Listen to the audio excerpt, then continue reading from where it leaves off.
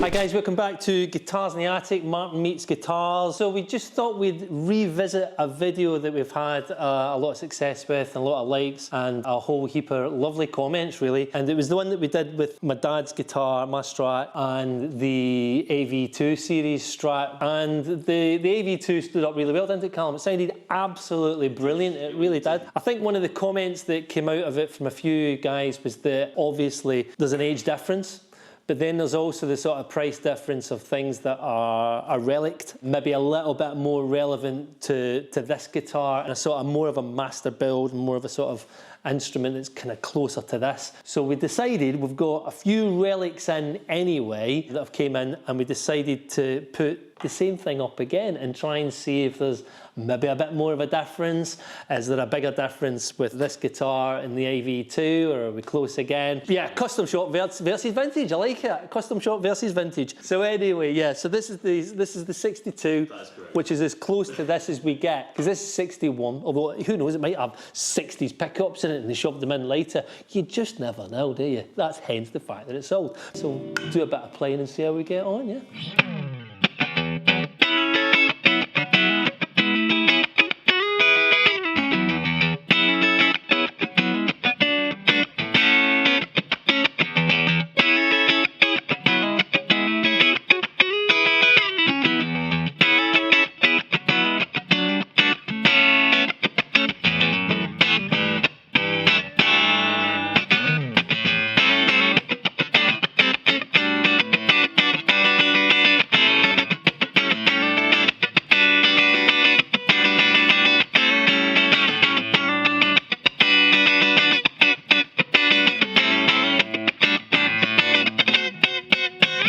Yeah, it's spanky, innit?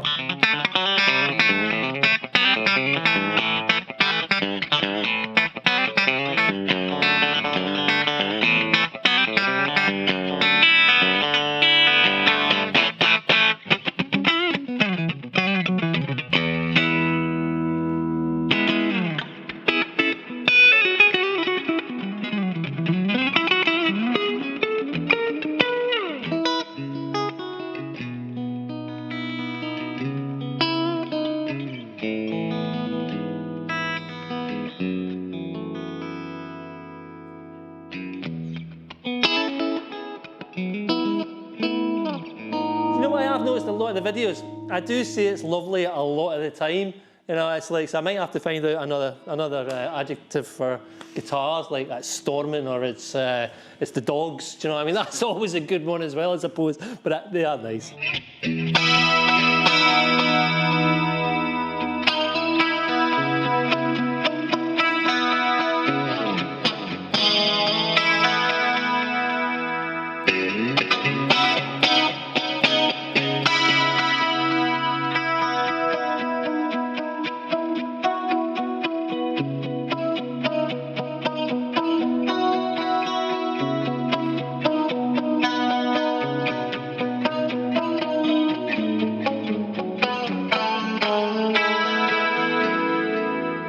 Beautiful, it's a great guitar.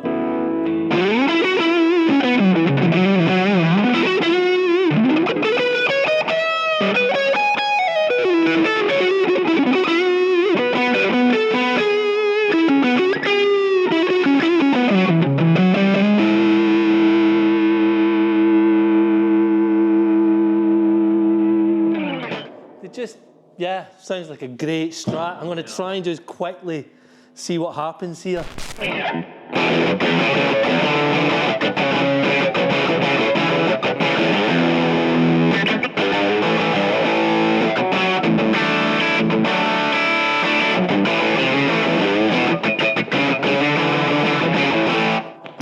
I'll tell you what, Slightly squawkier.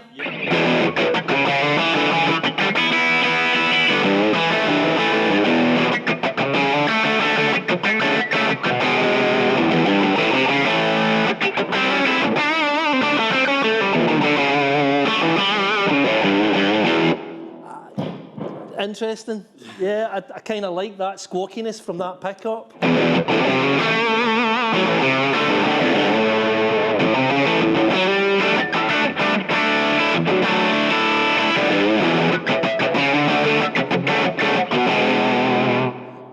I know what I hear on that pickup.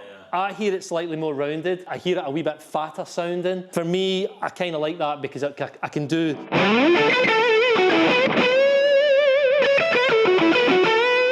Whereas I know that, I think if I did that on this guitar, it'll sound a bit squawkier. There you go. That's instant, that's instant. So for me, that's an instant win for the older one. It's just squawkier, and whether that's the pickup or how it is or the age, I don't know. I must say though, that's the closest AB we've had. The American Vintage 2 did a really good job, but it was, you could tell it was like brand new, wasn't it? 100% Callum, correct. And then that then comes down to a personal preference thing of what kind of sound you like on that for whatever you're going to do. I mean, if it's that type of,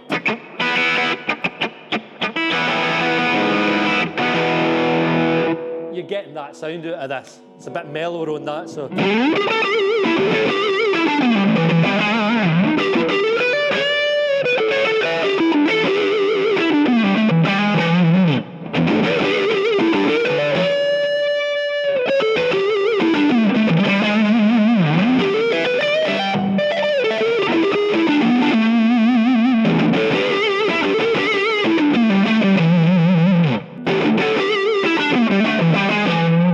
This has got that squawk even on that pickup. It's got that honk, so it's maybe cutting through a wee bit more, but it doesn't have honk. I love it, but it doesn't have that depth and weight behind it. That, I mean, I don't know if the mic's picking it up, but in the room there's a weight that comes behind that guitar. It plays lovely, I have to say.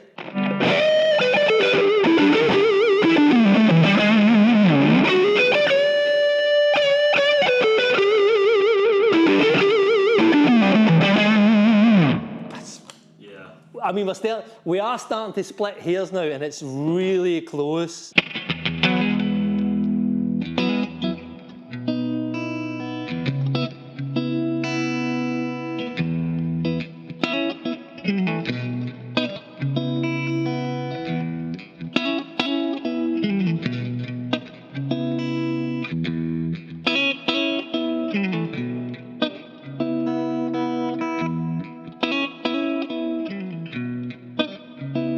That's a no-brainer for me, Callum, I'm sorry. I don't know how you feel about it, but it's just the warmth about it, everything about it's just, it's as if it's dropped by, I'd say there, 25% quality. Yeah. There's 25% of the quality of sound gone for me.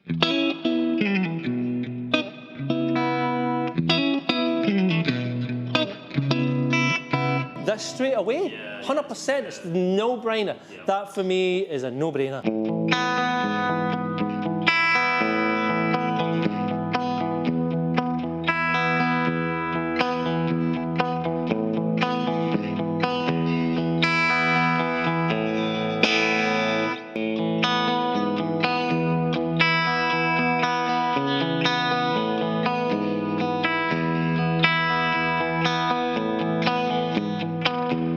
That's the thing about distortion. Distortion hides a multitude of sins. It really does. And I learned that from my guitar teacher, Graham Sloan, a lovely guy. He would always try and get me to play stuff, especially if I was learning technique and riffs. I'd have to play them clean. Because if you play them clean, there's nowhere to hide with stuff. Put distortion on, you can hide behind anything. But when it's clean,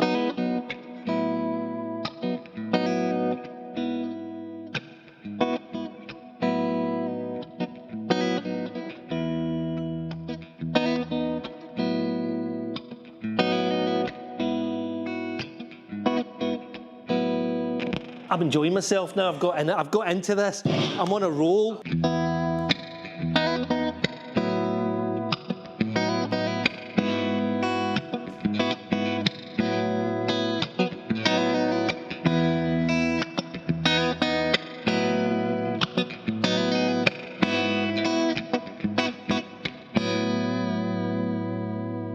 Oh, it's just everything, that sizzle. Just one last sound for it and then we can have a chat.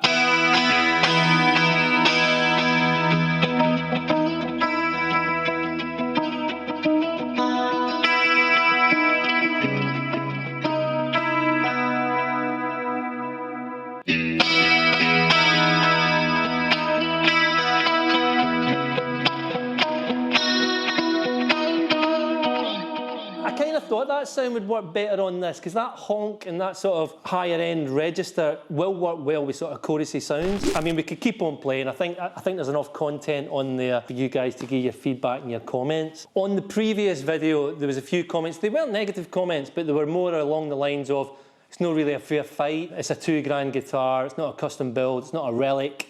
Maybe it would be a great idea to put a Relic up against it and see what happens. So hence the reason for this. But I think I do go back to what I said in the old video. This guitar's got 60 years of life in it, and 60 years of the wood maturing and settling down, and things just become more rounded. The guitar becomes more rounded. If you've got the money to buy a vintage instrument, and you have that at your access, then buy a vintage instrument. That's it for me. Point blank, if you can get your hands on an early 60s Strat or a late 50s Strat, categorically, they are going to sound better than any Relic, any master build, and I'm putting it out there, any master build you're going to get your hands on, unless the wood that they've used is 60 years old. And that's what it comes down to. And how the pickups were wound. I still say this, that's a massive thing that people might not know. When these pickups were being wound, they were on a machine, and the machine was spinning like this, and there's a tiny little fine piece of copper, and there would have been a time set for the amount of spins that those would have been doing. The guy might have been sitting there having a fag going, oh, no, I need to switch that off, and forgot to switch the thing off. So maybe this pickup's got too many winds on it, and they never tested it properly. Maybe this pickup's got not enough winds on it, hence the reason it maybe sounds the way that it does. And then they suddenly balance themselves out. That's why some 60s Strats that I tried through the 80s and 90s, you go, oh, it's not quite there. Why does this one? And that's maybe what it's been. Maybe the pickups are a bit hotter. But that's what makes these guitars not as unique as these guitars. These were hand-built. And that idea of a master build is completely different from an original Strat. Because they weren't master built then, although they kind of were, but these are totally different. These are master built on machines, and then you've got some guy who fine tickles it and makes it sound all fantastic and look fantastic. Back in the 60s, the 50s and the 60s is when they were unique, when you had some guy maybe getting something slightly wrong, or some guy getting something slightly right, and you just don't know it until maybe 30 years' time when you pick it up and play it. That's it for me. So for me, it's vintage all day long, baby. Sorry, you can keep your Relics. This is going back in its cage. Hope you like the video. I know it was a bit frank speaking, which is not normally what we kind of do, but I hope you like it. Let us know your thoughts. Like and subscribe, because it keeps us going. It keeps the content up there. And send us, if you've got any other thoughts for it, then give us a shout. Or if you've got your own Relic Strat that you think you want to put up against Dad's. All the best. See ya.